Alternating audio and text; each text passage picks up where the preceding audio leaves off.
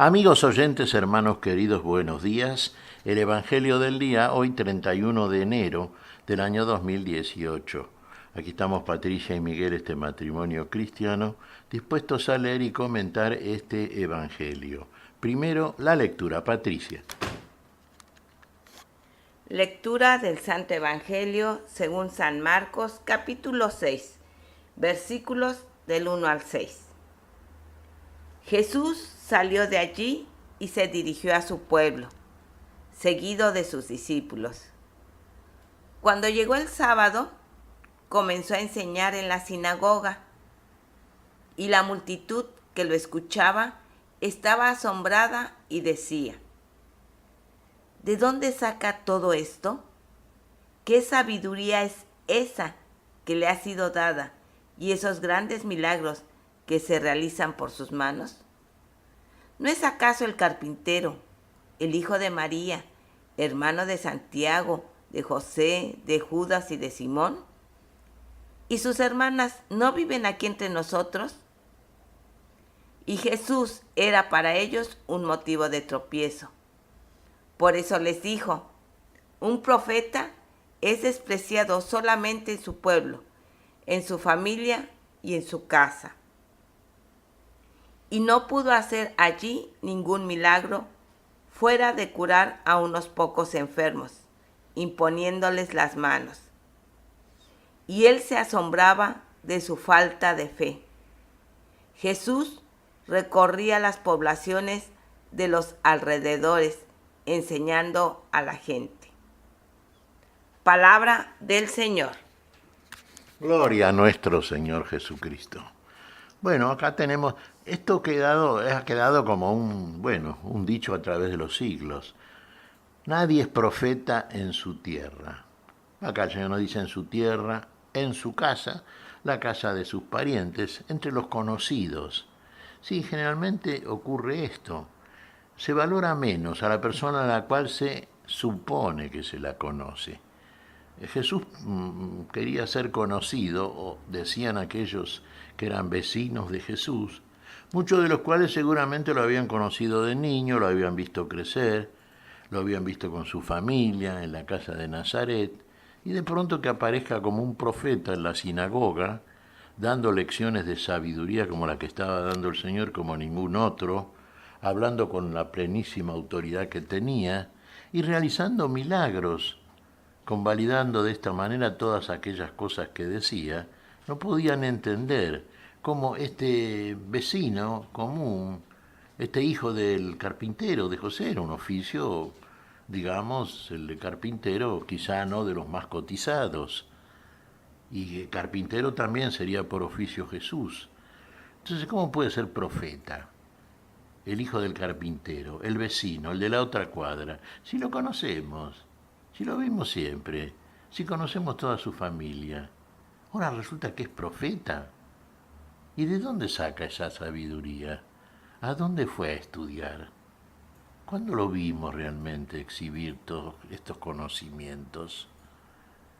Bueno, para aquellos que desde este lugar común, digamos, y yo diría común a la mayor parte de los hombres y de las mujeres, de la humanidad en general, bueno, un personaje así no merece el crédito de aquel que viene con el prestigio, apoyado por títulos, en este tiempo diríamos prestigiosos, universitarios, en fin, con todas aquellas cosas que habitualmente uno busca para tratar de entender que el personaje que viene hacia nosotros es una persona que, bueno, ha demostrado en muchos lugares del mundo una sabiduría propia de aquella persona muy estudiada, con muchos conocimientos, etcétera, etcétera. Fíjense, en Israel, el Mesías que se esperaba, ¿qué tenía que hacer y decir? Bueno, tenía prácticamente que transformar en polvo el mundo, que no fuera Israel, porque tendría que tener un poder sobrenatural, como efectivamente lo tenía Jesús, claro está, pero no desde la mirada con que lo observaban aquellos que todavía tenían, diríamos, la mirada corta de aquel que no ve mucho más allá de sus narices. Entonces, claro, no reunía las cualidades que popularmente se asociaban a un personaje con carácter de profeta. Y acá viene un tema que es capital, hermanos, la fe. Fíjese, el circuito de la fe se cierra de esta manera. El autor y consumador de la fe es nuestro Señor Jesucristo, es Dios en nosotros y con nosotros. Pero si usted no tiene fe, fe en aquel que viene a hacer en usted todo aquello que sin él es imposible, entonces no se produce el milagro, el hecho que se espera. Porque usted cierra el circuito, más bien lo quiebra el circuito, y entonces impide que el acto de fe necesario para que se produzca o genere el milagro sea efectivo. En la gente de Nazaret, del lugar donde Jesús había ido, recordemos ayer, lo vimos en el Evangelio, había estado en la casa de la hija de Jairo y había también asistido a la hemorroísa. Bueno, ahora volvió a Nazaret y ahí estaba en la sinagoga el sábado y estaba proclamando la palabra, enseñando la palabra con la autoridad que sabemos solamente el Señor tiene. Bueno, pero había fe en todos aquellos conocidos, entre comillas, esto de conocidos suyos. No, el argumento era realmente un argumento realmente muy infantil, ¿no? Si este lo conocemos, etcétera, etcétera. Este es el hijo de José, de María, el carpintero, José, etcétera. Los hermanos, las hermanas que viven entre nosotros. ¿De dónde sacó esta sabiduría? Y no había fe en ellos. Y como no había fe en ellos, fíjese qué curioso, un poco para el asombro, ¿no? Esto que dice acá. Ahí el Señor no pudo hacer muchos milagros, sino algunas pocas personas que curó imponiéndole las manos. ¿Qué le parece esto? Pareciera ser que hay algo que se opone con fuerza también al poder de Dios. Porque los milagros que lleva a cabo nuestro Señor, los lleva a cabo por el poder de Dios en Él. El Padre que está en mí, Él hace las señales, los signos, los milagros, nos enseñó el Señor. Y parece que aquí la incredulidad, el escepticismo de aquellos supuestos conocedores de Jesús impedía la operación de Dios. Vamos a revisar la traducción, no pudo hacer ahí muchos milagros. Bueno, la cuestión es que según nos dice aquí el Evangelio de Marcos, no hizo muchos milagros en Nazaret. De ahí el dicho del Señor que repetimos y que es cierto. Fíjese, cada uno de nosotros esto lo puede comprobar cotidianamente. En general usted, en el seno de las personas que más lo conocen, cuando produce algún hecho espectacular, fuera de lo común, cuando afirma algo que es cierto y sabio, en general es mirado con cierto escepticismo, sobre todo por sus conocidos más inmediatos, que pueden ser sus padres, sus hijos, sus amigos, sus parientes más cercanos. Lo miran a uno como diciendo, pero si vos sos fulano, vamos, ¿qué venís a decir acá si ya sabemos que es cómo? Pretenden conocer lo que desconocen. Y Jesús no puede ser conocido sino a partir de la fe. Ya estamos hablando de una fe cierta, de una fe que opera por el amor. Si no, usted no lo conoce. Usted puede etiquetarlo, eso sí. Es el hijo de fulano, de fulana, etcétera, etcétera, etcétera. Lo vimos crecer, está aquí, desarrolla tal trabajo. Pero es lo único que sabe. Es como si usted lee el título de un libro, pero jamás leyó el libro. Desconoce el contenido. Y entonces usted termina guiándose simplemente por las apariencias. Bueno, pareciera ser que entonces nadie es profeta en su tierra.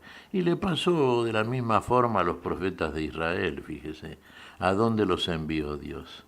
Y al pueblo elegido. Elegido por la fe de un hombre, claro está, por la fe de Abraham. ¿Y qué hicieron con los profetas? Y no les creyeron, los persiguieron, algunos los mataron.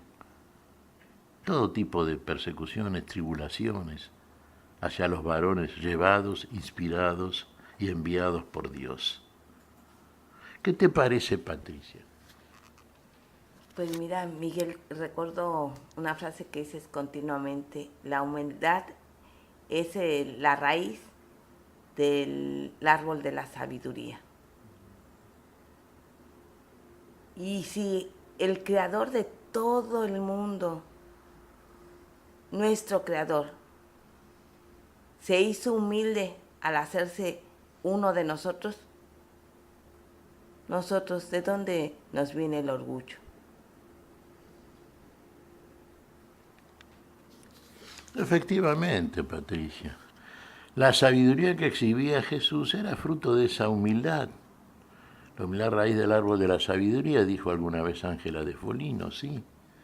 Bueno, entonces, a ver, ¿hay humildad en aquellos que lo escuchaban? ¿O hay más bien el típico orgullo humano, que simplemente quiere fundamentarse en supuestos méritos personales o particulares inexistentes? Es para pensarlo. El Señor hablaba con sabiduría porque era humilde, pero humilde en serio, ¿eh? Bajó de lo más alto a lo más bajo que somos nosotros. Pero parece que nosotros precisábamos otra cosa, fíjese, lo que no era necesario precisábamos, mantener ese orgullo que realmente nos mantiene siempre en el desconocimiento de la verdadera sabiduría. ¿Qué te parece si agradecemos al Señor? Muy bien, Miguel. Te damos gracias, Padre Celestial, en el nombre santo de nuestro Señor Jesucristo. Te damos gracias, Padre, te pedimos perdón por nuestras faltas. Señor, pedimos tu bendición para este día, tu espíritu de sabiduría, tu espíritu de humildad, tu espíritu, Señor, de fe, de verdadera fe. Queremos, Señor, estar atentos siempre a tus palabras, a los signos que tú haces en cada uno de nosotros, con la humildad suficiente de aquel que reconoce la propia carencia, la propia necesidad, y aquel que puede cubrir esa necesidad con el mérito de su amor. Te lo pedimos en tu nombre, Señor, por Jesucristo, Señor nuestro. Amén y amén. Amén.